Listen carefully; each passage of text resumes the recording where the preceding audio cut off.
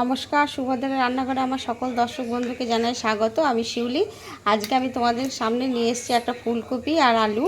তো আলু আর ফুলকপি দিয়ে সম্পূর্ণ নিরামিষভাবে একটা রসা বানাবো। তো কিভাবে আমি বানাচ্ছি সেটা তোমাদের আমি দেখাবো। আর আমাদের বাড়িতে সামনে দুর্গাপুজো আসছে, আমাদের দুর্গাপুজোতে এইভাবে রসাটা বানানো হয়, আলু ফুলকপি। তো ঠিক আমি সেইভাবে বানাবো। তাহলে আমি এখন রাখি, তোমাদের দেখাবো। আমি সব রেডি করে নিই। কড়াতে তেল দিয়ে দিয়েছি, সর্ষের তেলে রান্নাটা করব। এবার আমি ফুলকপিগুলো ছেড়ে দিচ্ছি, ভেজে তুলে নিই।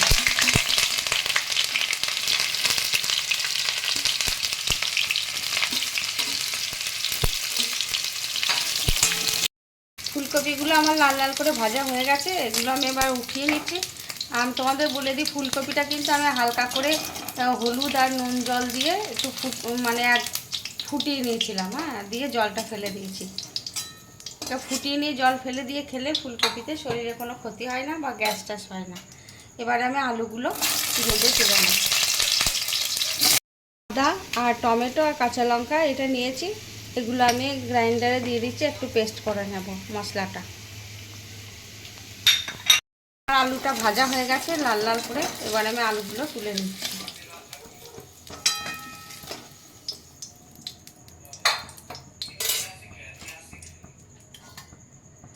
কড়াতে এবার একটু তেল দিয়ে দিলাম। এবার আমি ফোড়নটা দিয়ে দিচ্ছি জিরে, শুকনো লঙ্কা, তেজপাতা আর কটা গোটা গরম মশলা।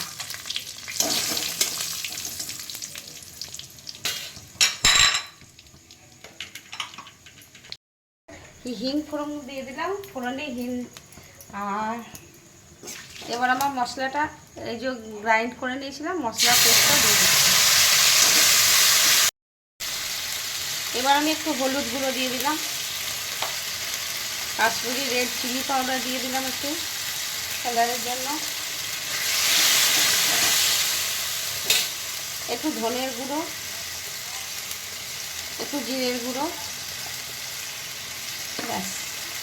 আর একটু লবণ দিয়ে দিচ্ছি মশলাটা কষানোর জন্য, ব্যাস। এবার আমি ভালো করে কষিয়ে নেব। দানা চিনি দিয়ে দিচ্ছি, ব্যাস। এবার আমি মশলাটা কষিয়ে নেব। কষানো হয়ে গেছে, তেল ছাড়া শুরু করে দিয়েছে। এবারে আমি ভাজা আলুগুলো দিয়ে দিলাম। ভাজা আলুগুলো দিয়ে একটুখানি কষিয়ে নেব। গরম জল দিয়ে দিচ্ছি।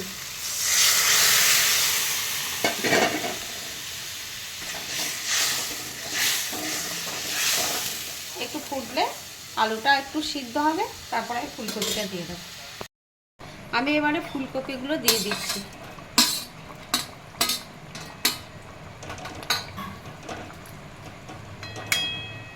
এবার আমি চাপাটা দিয়ে রাখবো, ফুটে গেলে নামিয়ে দেবো। আমার হোমমেড গরম মশলা গুঁড়ো ছড়িয়ে দিলাম, আর একটু উপর থেকে ঘি দিয়ে দিচ্ছি। এবার আমি বন্ধ করে দিচ্ছি গ্যাসটা, আর একটুখানি স্ট্যান্ডিং টাইম দিচ্ছি, দিয়ে তারপরে বন্ধ করে দেবো। আমার আলু ফুলকপির রসা রেডি এবং সার্ভ করে দিয়েছি। আমি যেভাবে বানিয়েছি সম্পূর্ণ নিরামিষভাবে, এইভাবে তোমরা একবার বানাবে, বানিয়ে খেয়ে দেখবে, অসম্ভব সুন্দর হয় খেতে, এবং আমাকে কমেন্ট করে জানাবে। আমার এখন কড়াইশুঁটি ছিল না, আমার ফ্রোজের কড়াইশুঁটি শেষ হয়ে গেছে। কড়াইশুঁটি থাকলে তোমরা কড়াইশুঁটি দেবে, তো আরও ভালো লাগবে খেতে এবং গন্ধও খুব ভালো আসবে। যাই হোক, তোমরা এইভাবে একবার বানাবে। আর আমার চ্যানেলটি এখনও পর্যন্ত যারা সাবস্ক্রাইব করেনি তাদের কাছে অনুরোধ রইল, প্লিজ আমার চ্যানেলটি একটু সাবস্ক্রাইব করে দেবে, আর বন্ধুবান্ধব আত্মীয় স্বজনদের সাথে একটু শেয়ার করে দেবে প্লিজ। তোমরা সবাই ভালো থাকবে, সুস্থ থাকবে। তোমাদের সকলকে অসংখ্য ধন্যবাদ এবং অনেক অনেক ভালোবাসি।